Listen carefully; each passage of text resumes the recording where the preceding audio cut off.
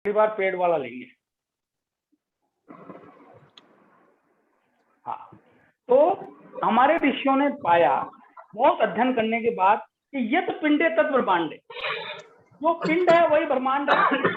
आगे वो कहते हैं जीवो ब्रह्मो नापरा, यानी जीव ब्रह्मा ही है, ब्रह्मा का ही स्वरूप है, यानी ब्रह्मांड का ही छोटा रूप जीव है, और जीव ही ब्रह्मांड और ब्रह्मांड ही जीव है। यानी जो जो ग्रहों में होगा, जो जो चक्र में ग्रह करेंगे, वो व्यक्ति के अंदर होगा।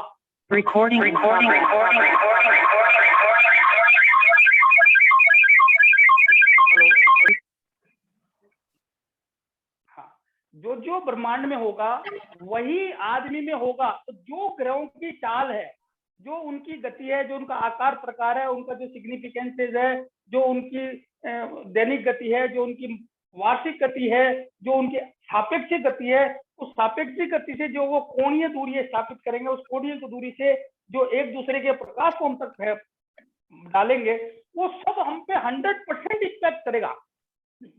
पाराशर जी बृहद पराशर और शास्त्र में कहते हैं कि जीव निर्जीव, हमारे ज्योतिष शास्त्र में निर्जीव माना ही नहीं किसी को। आप ताज्जुब करोगे, उनको लाखों साल पहले भी ये पता था कि हर जीव छोटे से छोटा जो अणु है, जो जिसको हम निर्जीव कहते हैं, उसमें भी न्यूट्रॉन, प्रोटॉन, इलेक्ट्रॉन, और वो भी लगातार गतिमान है, यानी कि समय के साथ उसमें भी परिवर्तन होता है, तो उसको निर्जीव कैसे कह सकते हैं। तो हर चीज को उन्होंने सजीव माना, और वो सब किससे संचालित है? ग्रहों की चाल से। यानी ग्रह जो चाल कर रहे हैं, ग्रह जो चाल अचीव करते हैं, जो उसका इम्पैक्ट, यानी उसके अपने कोणीय दूरी से जो भी प्रकाश, ऊष्मा और रोशनी है ना, मैग्नेटिक फील्ड, गुरुत्वाकर्षण, जो भी उनका हमारे ऊपर आता है, तदनुसार हमारे ऊपर उसका इम्पैक्ट होता है। हम चाहे सजीव हैं तो, और हम चाहे निर्जीव हैं तो, सभी पे इम्पैक्ट होता है। और अकॉर्डिंगली जिसमें जिसकी प्रधानता है, वो उसी के कारकत्व के अनुसार कार्य करता है।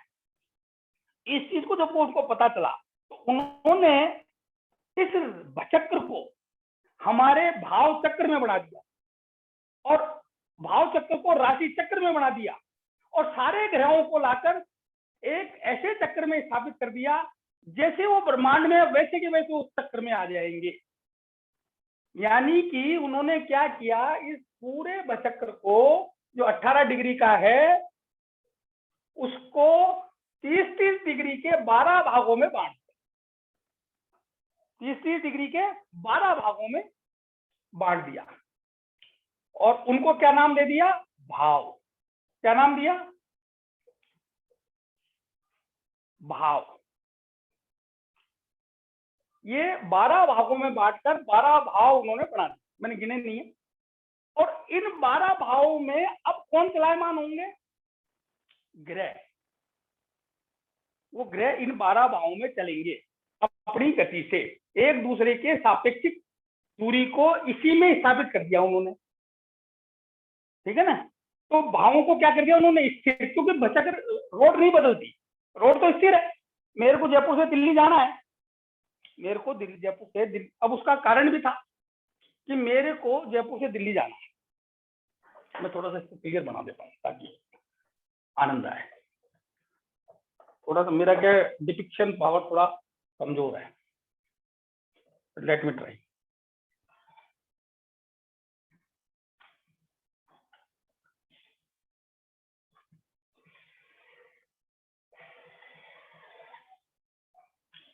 अब ये बचक रहा है 18 डिग्री का। अब मैंने आपको बताया था कि यहाँ पे मेष का पहला बिंदु है, उन्होंने क्या करा, यहां से इसको 12-12 डिग्रियों में बांट दिया। क्यों बांटा?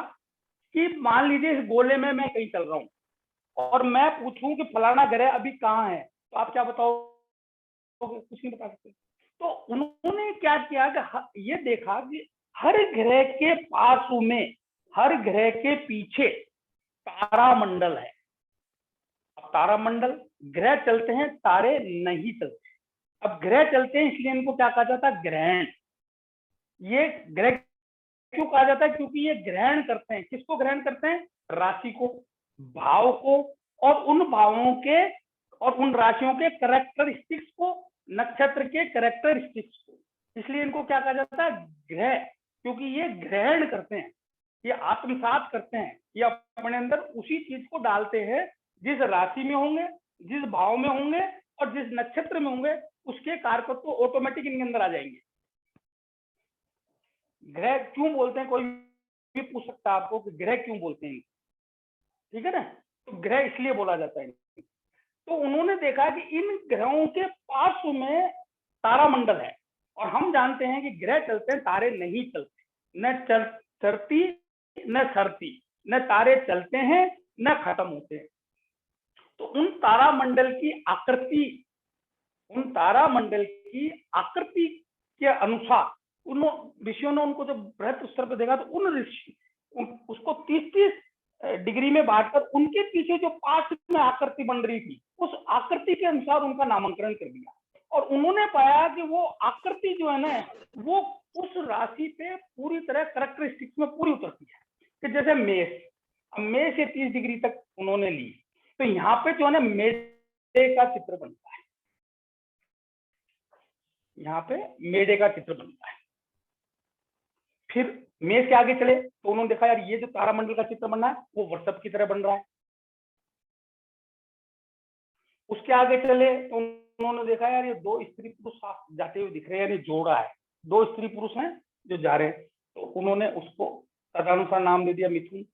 फिर उसके आगे देखा तो वो चित्र तारामंडल का बन रहा था, वो कर्क की जैसे बन रहा था, कर्क यानी केकड़ा, है ना। तो उन्होंने इसको कर्क नाम, ऐसे ही उन्होंने इसको 12 भावों में बांट दिया, 12 भाग में बांट दिया। और 12 भाव स्थिर है, मैं आपको कह रहा हूं। पहले तो 12 भावों में बांटा और उनको फिर नामांकन किससे किया, राशि से। नामांकन किससे किया, राशि से, ठीक है। ये 12 भाव और उनका नामांकन राशि से, ताकि मैं कह सकूं कि मेरा सूर्य जो है, जैसे आज की बात करें तो भाई सूर्यदेव कहाँ है, तो अपन खर्च कहते हैं भाई वो वृषभ में है, अन्यथा आप क्या बोलोगे, ठीक है। इसी प्रकार एक राशि, तो 30 डिग्री की एक राशि हुई, इस राशि को और ज्यादा क्लियर करने के लिए कि 30 डिग्री में बहुत ज्यादा दूरी हो गई और आसानी से समझ में आ सके, इसके लिए उन्होंने क्या किया, इसको नक्षत्रों में बांट दिया, यानी इसके 2.25 नक्षत्र बना दिया, यानी 13-20 का एक नक्षत्र का नाम दे दिया, और उसको भी उसकी आकृति अनुसार नामांकन किया गया। 13-20 और 10 उसका करके, और इन्होंने 3-20, 13-20 और 3-20, तो ये पूरा 2.25 नक्षत्र का एक राशि हो गई। अब इस नक्षत्र को भी उन्होंने क्या किया, फर्दर डिवाइड करके और इसको कलाओं में बदल दिया, मतलब उसको पहले चरणों में बदला, 4 चरण कर दिए, हर नक्षत्र के 4 चरण, एक चरण 200 कला, उसका भी उनका आधार है, उसको मैं बाद में क्लियर करूंगा। तो 200 कला का एक नक्षत्र, एक कला, एक चरण, 4 चरण 800 कला, तो 800 कला का एक नक्षत्र हुआ। 8 दूनी 16 और 2 18, 1800 कला की एक राशि हुई, समझ गया आप। अब 1800 को आप 12 से जो गुणा करोगे तो वो भटक जाते हैं, क्लियर।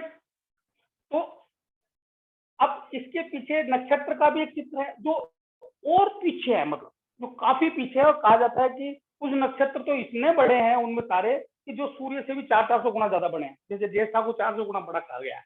तो ये तो इस भचक्र को जो भाव चक्र में हमारी कुंडली में स्थापित किया, उसको उन्होंने एक डायमंड शेप दिया, एक रेक्टेंगल शेप में हर भाव को एक, यानी कि ये जो कुंडली है, ये जो मैं चित्र बना रहा हूं, ये दरअसल में क्या है, आपका भचक्र है। ये क्या है, आपका भचक्र है।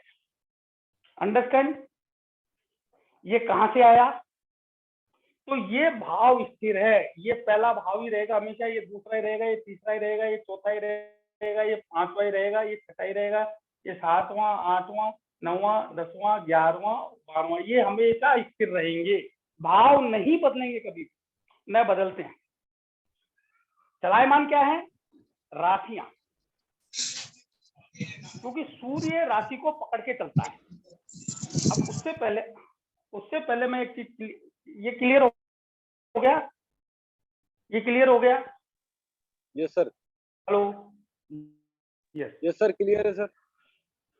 हाँ, अब बात करते हैं कि पहला भाव, हर आदमी का पहला भाव होता है, क्यों? यानी कि पहले भाव को लगन कहा गया। लगन मतलब मिलन। मिलन किसका? पृथ्वी का और सूर्य का। यानी कि कोई भी उत्पत्ति, यानी मैं उत्पन्न हुआ तभी तो मेरा कुंडली बनेगी, या कोई भी घटना, कोई भी चीज उत्पन्न हुई तो उस समय एट द परफेक्ट टाइम पृथ्वी और सूर्य के मिलन के समय उनकी एग्जैक्ट डिग्री क्या थी, वो किस अंश कला विकला पे थे, वह हमारी लगन। यानी कि पृथ्वी, अब आप देखिए हमारे ऋषियों को कितना ज्ञान था कि एक गति है वार्षिक, जिससे हमारे यानी जो चक्र में घूमने की जो गति है वो वार्षिक, लेकिन हर ग्रह अपनी अक्ष पे भी घूम रहा है। तो ज्योतिष में जब उसके घूमने के इतना प्रभाव है पूरे चक्र में, तो उसका जो दैनिक गति है उसका कितना प्रभाव होगा, ये कितना इंपॉर्टेंट है, वो आप समझ में आए। तो पृथ्वी दैनिक गति से सूर्य के साथ, यानी 24 घंटे में सूर्य से किस स्थिति में, यानी किस अंश कला विकला में जाकर उसका मिलन हुआ, जब व्यक्ति की उत्पत्ति हुई थी, वो आपका लगन होता है, वो व्यक्ति का लगन होता है। यानी कि लगन यानी मिलन, यानी कि वो व्यक्ति का आधान हुआ है। वैसे तो देखो ज्योतिष का ये नियम है कि ये जो हमारे यहाँ 16 संस्कार इसलिए कहे गए कि जिसमें गर्भाधान भी एक संस्कार कहा गया, वो इसलिए क्या कहा गया कि आप उसका बाकायदा मुहूर्त निकलवाएं, मुहूर्त निकलाकर वो तदनुसार ही आप गर्भाधारण की प्रक्रिया करें, तो आपको ये पता होगा कि आपने गर्भाधान कब किया था, तो वह कुंडली ही सर्वोत्तम मानी जाती है, उसको आधान लगन कहते हैं।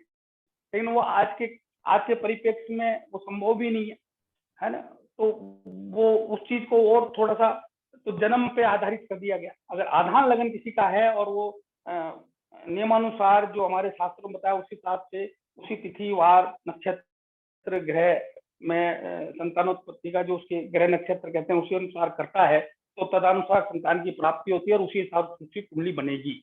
ये जैसे आज पैदा करने में लोग ऑपरेशन करके ग्रह नक्षत्र देख के और पैदा करवाते हैं, उससे ज्यादा इजी है कि आप गर्भाधान उस समय करो ना कि आपको कैसी संतान चाहिए।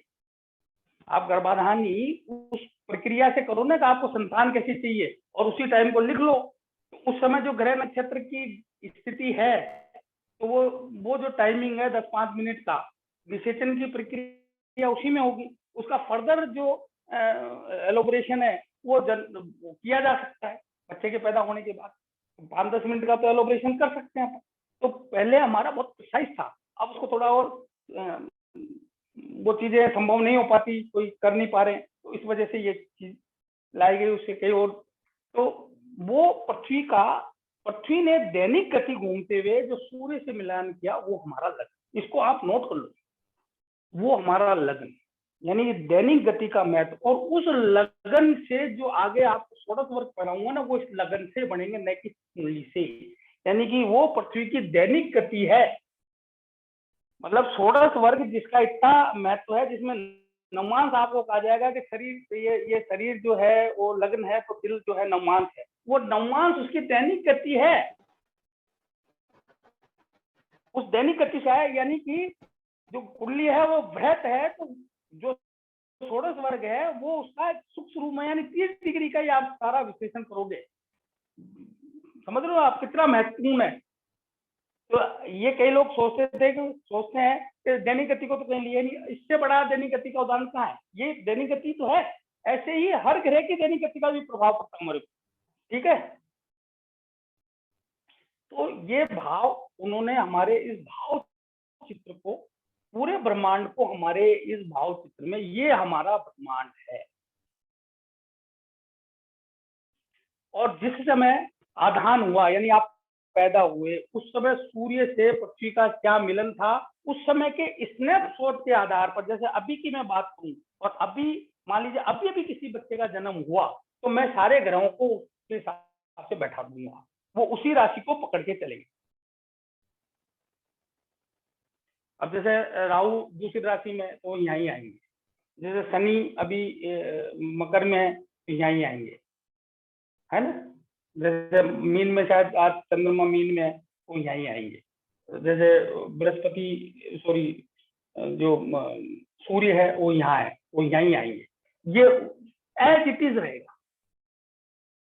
अब सूर्य की पृथ्वी की दैनिक गति, वार्षिक गति तो मैंने आपको बता दी, दैनिक गति में आप देखोगे कि पृथ्वी घूम रही है, तो हमारे ऋषियों ने देखा कि 2 घंटे तक एक 30 डिग्री जहां से शुरू होती है जहां पे खत्म होती है, वो पृथ्वी के सामने रहती है। मतलब 30 डिग्री का एक राशि का जो फैलाव है ना, वो सूर्य के सामने रहता है, वो पार करने में उसको 2 घंटे लगते हैं। यानी 30 डिग्री पृथ्वी 12 राशियां घूमेगी 24 घंटे में, तो एक राशि कितने में पार करेगी? 2 घंटे में। ठीक है ना। तो ये आपका जो राशि है, यहाँ पर जो राशि है वो ये घड़ी घूमती रहेगी, हर 2 घंटे बाद यूं घूमती जाएगी। ये आएगा, फिर इसके बाद ये आएगी, सूर्य यूं चलेगा, यहाँ रहेगा सूर्य, फिर यहाँ आएगा, फिर यहाँ आएगा, फिर यहाँ आएगा, मतलब इसको वो यूं घड़ी यूं चलती है, ये एंटी क्लॉकवाइज। अब ये यहाँ है तो सूर्य 2 घंटे बाद इसको यहाँ ले जाए। अब जैसे मैं ये मान लीजिए मैंने सुबह की, अभी सूर्य आज का तारीख हो गई 4 तारीख, तो सूर्य कितने डिग्री के हो गए? 6 और 10 16 और 2 18 19 डिग्री के हो गए। तो 19 डिग्री का लगन होगा सुबह सुबह, अगर सुबह सूर्योदय के टाइम देखोगे तो लगन उदय 19 डिग्री का होगा, है ना, और वो वृषभ में होगा, तो सूर्य वृषभ में है। अब 2 घंटे बाद सूर्य तो वृषभ में ही रहेगा, लेकिन वो यहाँ की वजह यहाँ चला है, क्योंकि पृथ्वी घूम रही है, सूर्य नहीं घूम रहा है। लेकिन हम ज्योतिष में पृथ्वी को सूर्य और सूर्य को पृथ्वी मानते हैं। यहाँ आ जाएगा, फिर 2 घंटे बाद यहाँ आ जाएगा, 12 बजे करीब सूर्य यहाँ आ जाएगा, यानी ये जो वृषभ राशि है वो यहाँ आ जाएगी, फिर यहाँ आ जाएगा 2 घंटे बाद, और सूर्यास्त को यहाँ आ जाएगा, मध्य रात्रि को यहाँ आएगा, और ये मतलब सूर्य जिस राशि में उदय होता है उसको पकड़ लेता है, ये मानो आप, और उसको लेकर वो 24 घंटे चलता है। और सूर्य 1 महीना एक राशि में रहता है, हर महीने की 14, 15, 16 तारीख को, लगभग 14 तारीख की ट्रांजिट तारीख मानी जाती है, तो 14, 15, 16 समय 17 तक जाती है, तदनुसार जब महीने बढ़ते जाते हैं तो बढ़ती जाती है। तो वो 1 डिग्री 1 दिन चल के जिसमें वो है उसी में उदय होता है, 1 महीने एक राशि को पकड़ के रखता है। क्या मैं क्लियर कर पाया? ये मैं आपको इसको और थोड़ा सा मेरा कहने का आशय है कि भाव स्थिर हैं, भाव नहीं बदलते हैं, भाव हमेशा पहला भाव पहला ही रहेगा, दूसरा भाव दूसरा ही रहेगा। इस भाव चक्र में, इस भचक्र में राशियां चलेगी और ग्रह चलेंगे, तो ग्रह उसी राशि में चलेंगे जिसमें वो है, तो चलेगी राशियां, और ग्रह जो उनकी गति है उनकी डिग्री अंकित की जाएगी। समझ गए आप? जैसे मैं आज की बात करूं तो सूर्योदय मान लीजिए 6 बजे हो रहा है, और अभी सूर्य जो है 19 डिग्री का है, तो कोई व्यक्ति अगर सुबह सूर्योदय के एग्जैक्ट टाइम पे पैदा हुआ तो उसका लगन ये बनेगा। कैसे कैलकुलेशन किया जाता है लगन, कैसे कैलकुलेशन किया जाता है, उसकी डिग्रियां कैसे आती है, उसके कैलकुलेशन में मत जाओ, वो सब कंप्यूटर करेगा। आपको पता होना चाहिए, आपको पता होना चाहिए सिर्फ ये लगन है क्या। लगन दरअसल में मिलन है आपकी उत्पत्ति का, जब पृथ्वी और सूर्य ने मिलन किया उस समय आप उत्पन्न हुए। अब मिलन के समय ग्रहों की क्या स्थिति थी, तो भाव ये निश्चित है। ये भाव मैं नहीं लिख रहा हूं, मैं राशियां, ये अब राशियां लिखना शुरू कर दिया मैंने, भाव मैं यहाँ लिख देता हूँ 1, 2, 3, 4, 4 5 6 7 8 9 10 11 और 12 भाव स्थिर हैं। पहला भाव में दूसरी राशि आके बैठ गई क्योंकि सूर्य वृषभ में है। अब मान लीजिए उस किसी व्यक्ति का जन्म 8:30 पे हुआ तो 2 घंटे में सूर्य तो आगे चले जाएंगे, सूर्य तो आगे चले जाएंगे क्योंकि उनकी स्थिति यहाँ आएगी। तो उसका लगन क्या हो जाएगा? तीसरा। ये तीसरी राशि यहाँ आ जाएगी यानी मिथुन। अब उसके 2 घंटे बाद यहाँ चले जाएंगे। अब लगन भी क्या है कि हर, इसका कैलकुलेशन बाद में समझाऊंगा, हर 4 मिनट में 1 डिग्री चलती है। हर 4 मिनट में 1 डिग्री। भाई 120 मिनट का एक लगन हुआ, 2 घंटे मतलब 120 मिनट और 30 डिग्री उसको चलना है। तो 4 मिनट का 1 डिग्री हो गया ना, 4 मिनट में 1 डिग्री। मान लीजिए किसी व्यक्ति का 6 बजे पे जन्म हुआ, 6:04 पे हुआ, तो ये जो लगन की डिग्री 19 की जगह कितनी हो जाएगी? 20। क्लियर? क्लियर हुआ? Yes sir. तो 2 मिनट बात कर सकते हैं? क्लियर हुआ? किसी का इस पे कोई किसी का डाउट हो तो मेरे को पूछो आप। अब तक जो मैंने बताया उस पर कोई डाउट हो तो पूछिए। 5 मिनट अपन थोड़ा डिस्कस करते हैं।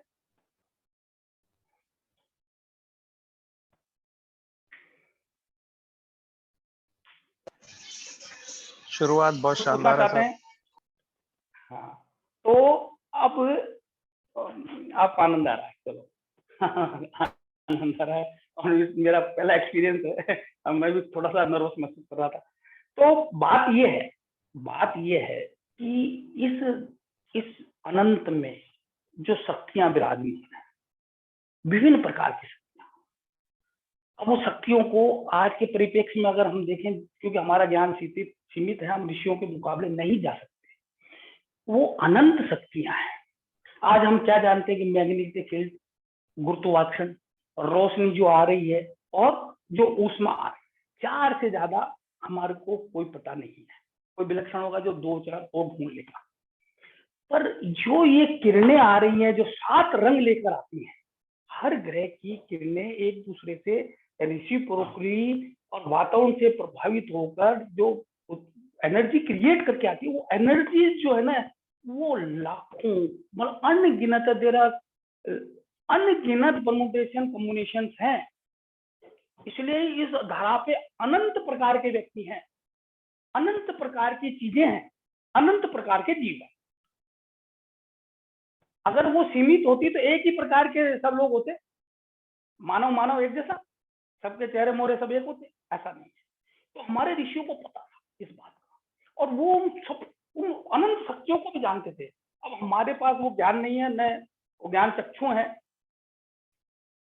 कि हम उन चीजों को खोज पाए, लेकिन उन्होंने इसको सिंप्लीफाइड करके हमको ऐसे थाली में परोस के दिया है। तो हमको ये मानना पड़ेगा, और ये दुनिया मानती भी है, मानना ही पड़ेगा कि ये ग्रहों के द्वारा जो सूर्य का प्रकाश प्राप्त किया जाता है, जिससे ही जीवन है, जो ही इस जीव उत्पत्ति का आधार है, उस सूर्य को ही पृथ्वी का विष्णु कहा जाता है। यानी तीनों रूप जो हैं, ब्रह्मा विष्णु महेश के तीनों रूप अगर किसी में समाहित किए गए किसी ग्रह में, तो वो सूर्य रूपी है। इसलिए शास्त्रों में कहा गया है कि सूर्य आराधना हर व्यक्ति को करनी चाहिए। कोई भी हो, कोई भी कष्ट हो, किसी भी प्रकार की तकलीफ चल रही हो, तो सूर्य आराधना सर्वोत्तम है ही है। साथ ही सूर्य जो है वो असीम ऊर्जा को लेके बैठे, असीम रोशनी को लेके बैठे। तो जिस प्रभाव क्षेत्र में उनका प्रभाव होता है, वहां इतना ताप पैदा कर देते हैं, इतनी गर्मी पैदा कर देते हैं कि वहां पे कूलिंग चाहिए ही चाहिए। वहां पे आपको उनको खुश करना ही पड़ेगा। इसलिए सूर्य को क्रूर कहा गया है, रेगिस्तान का कारक कहा गया है ना। ये तो चलो बात आ गई। तो हम पाराशर जी लिखते हैं, बड़ी बड़ी मतलब बहुत ही तत्व की बात उन्होंने लिखी कि ये अनंत जो है वो अनंत विष्णु है, और विष्णु जो है वो 1/4 यानी कि चौथाई व्यक्त है और 3/4 अव्यक्त है। और अव्यक्त विष्णु की 2 ताकतें कही गई, 2 शक्तियां कही गई है, वो थोड़ा लंबा तत्व हो जाएगा। व्यक्त विष्णु जिसको हम जानते हैं उनके 3 रूप कहे गए। व्यक्त विष्णु उन जो हम जानते हैं, जो प्रवर्त जो निर्माण हुआ है सब चीजों का, पुरुष और प्रकृति का, वो व्यक्त विष्णु। तो व्यक्त विष्णु जो है वो इस ब्रह्मांड में 3 शक्तियों के प्रदाता है।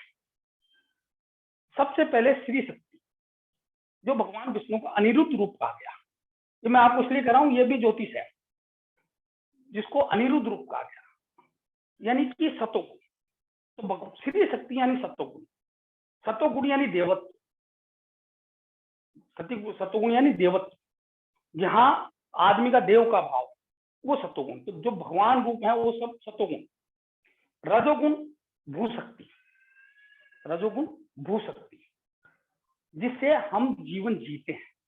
तो भगवान जो श्री शक्ति के रूप में हमारा पालन करते हैं, द प्रिजर्वर ऑफ लाइफ, जो हमारी उत्पत्ति है वो रजो भूशक्ति। तो भगवान के नाभि कमल से ब्रह्मा जी की उत्पत्ति हुई, और ब्रह्मा जी को भगवान ने रजोगुण की प्रधानता दी। तो ब्रह्मा जी के जब रजोगुण आता है, जब भूशक्ति आती है, क्रिएटिविटी आती है, तो व्यक्ति में जब कोई चीज बनाता है या कोई ज्ञान, किसी भी चीज को बनाने के लिए ज्ञान की जरूरत होती है, बिना ज्ञान के आप बना नहीं सकते, और ज्ञान से अहंकार की उत्पत्ति होती है। तो ब्रह्मा जी के अहंकार हुआ, और अहंकार की वजह से यह सृष्टि का निर्माण हुआ, जिसमें उन्होंने पुरुष और प्रकृति बढ़ाई। पुरुष भोक्ता है और प्रकृति भुक्त है। बिना पुरुष के प्रकृति का कोई महत्व नहीं, और बिना प्रकृति के पुरुष का कोई महत्व नहीं, एक दूसरे पे आधारित हैं। तो जब उनके अहंकार पैदा हुआ, अहंकार से 5 चीजें पैदा हुई, रूप रस गंध शब्द और स्पर्श, यानी अग्नि पृथ्वी वायु आकाश और जल। इनका सम्मिश्रण ही हम है, और इसमें 3 विशिष्ट चीजें, मन बुद्धि और अहंकार, मन बुद्धि और अहंकार, वो हमें स्थापित हो गया। तो ब्रह्मा जी का अहंकार है हम लोग, यानी हमको जो पैदा किया है ब्रह्मा जी ने किया है। रूप रस गंध स्पर्श, अग्नि पृथ्वी वायु जल और आकाश की हम मिश्रित उत्पत्ति हैं, और हमारे अंदर 3 ऐसी चीजें जो हमको प्रभावित करती हैं, मन बुद्धि अहंकार। ये हमारे अंदर है ही, हर आदमी में, किसी में कम होगी, किसी में ज्यादा होगी। अब चूंकि इस पृथ्वी को निरंतर चलाए रखना है, तो जो संगार का कार्य है, जो संकर्षण का कार्य है, जो तमो शक्ति है, जो नील संज्ञक कहा गई है, शनि को नील संज्ञक इसलिए कहा जाता है। नील का मतलब तम, नील का मतलब मृत्यु यानी विनाश, तमो यानी कालापन। तो नील संज्ञक जो शक्ति है वो संकर्षण, संकर्षण यानी भगवान शिव यानी संहारक। तो भगवान विष्णु 3 रूप में, और ये तीनों रूप किसी न किसी रूप में सूर्य में रहते हैं। ये सूर्य विष्णु के तीनों रूपों को, विष्णु भगवान के तीनों रूपों को समाहित करके रखता है। अब क्या कहते हैं पाराशर जी कि जो देवत्व लिया हुआ है, यानी ये हमारा जो परमात्मा,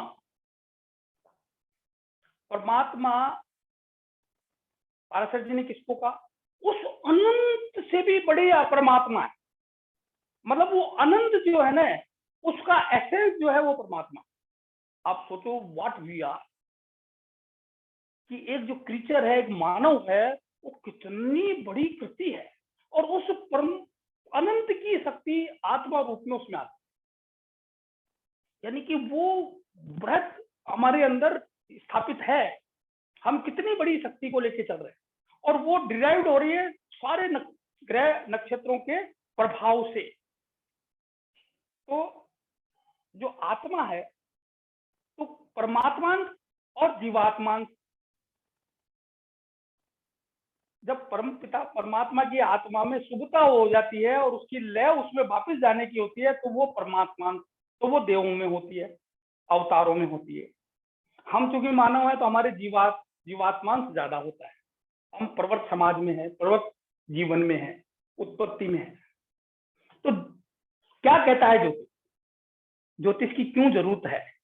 ज्योतिष इसलिए नहीं है कि आज मैं देख लूं और मैं कल करोड़पति हो जाऊं, मेरे संतान है संतान हो जाए, मेरे पत्नी नहीं है पत्नी आ जाए। ज्योतिष ये नहीं है।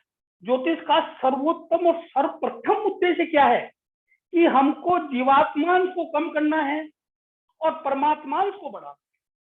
तो सबसे पहले कुंडली में देखना चाहिए कि आदमी सतोगुणी है, रजोगुणी है या तमोगुणी है। तो ज्योतिषी की विजय क्या है कि तमोगुण को कम करके रजो पे लाए और रजो को से फिर सतोगुणी पे लाए। यानी कि जो निष्क्रिय है या पाप कर्म में प्रवृत्त है उसको सत्कर्म में और क्रियामान करे और वहां से करके उसको सतोगुण की ओर लेकर जाए, यानी उसकी क्रियाओं को, उसके कर्मों को इतना उत्कृष्ट कर दे कि वो लयबद्ध हो जाए और उसकी आत्मा को बाद में मुक्ति मिल जाए। तो ये ज्योतिष है, इसका आधार है। तो ये सब कहां से आने हैं? विष्णु भगवान। मैंने बताया ना, तो किसी को कोई बड़ी तकलीफ हो रही है, बहुत ज्यादा पीड़ा में है, कुछ राह नहीं सूझ रही, ज्योतिषी को भी समझ में नहीं आ रहा है कि मैं इसको क्या उपाय बताऊं, तो आप आंख मीच के विष्णु आराधना बताओ। आपको कुछ सोचने की जरूरत नहीं कि भाई तू तो विष्णु सहस्त्र नाम के पाठ कर ले। कुछ नहीं सूझता है, वासुदेव के जाओ, ओम नमो भगवते वासुदेव बताओ।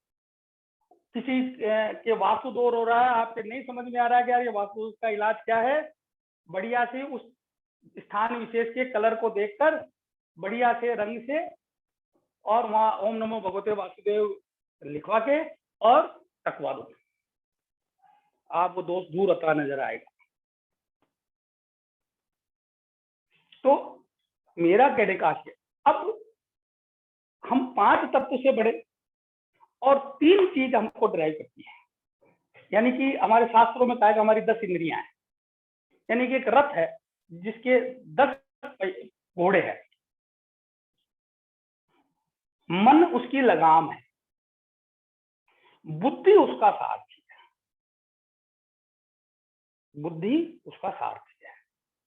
तो उस इंद्रियों रूपी रथ को, मन रूपी लगाम को कंट्रोल करेगा बुद्धि, और जो इनका सही समायोजित करके उपयोग कर लेगा उसको क्या प्राप्त हो जाएगी? मोक्ष। और ज्योतिष यही करने का कार्य है। ज्योतिष से आपको, व्यक्ति को इसी प्रकार नियंत्रित करना है, इसी प्रकार से आपको उसके प्रेडिक्शन उसके निकाल के उसको बताने हैं, है ना। शुरुआत ज्योतिष की यहां से ही होती है।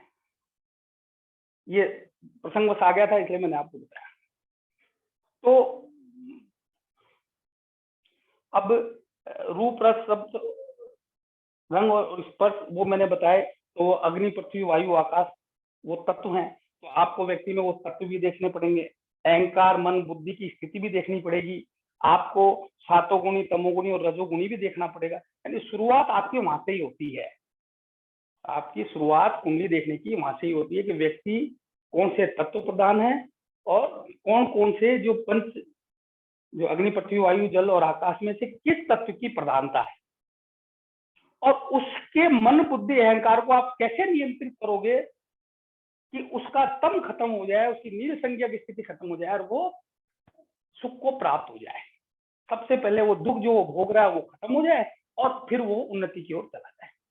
यही ज्योतिष है। ठीक है। 2 मिनट अपन बात कर सकते हैं? हेलो हेलो जी अंकल। हाँ बोले सर, 2 मिनट बात, हाँ 2 मिनट बात कर सकते हैं? 2 मिनट अगर आप चाहो तो। रिकॉर्डिंग बंद करें सर, क्या करें?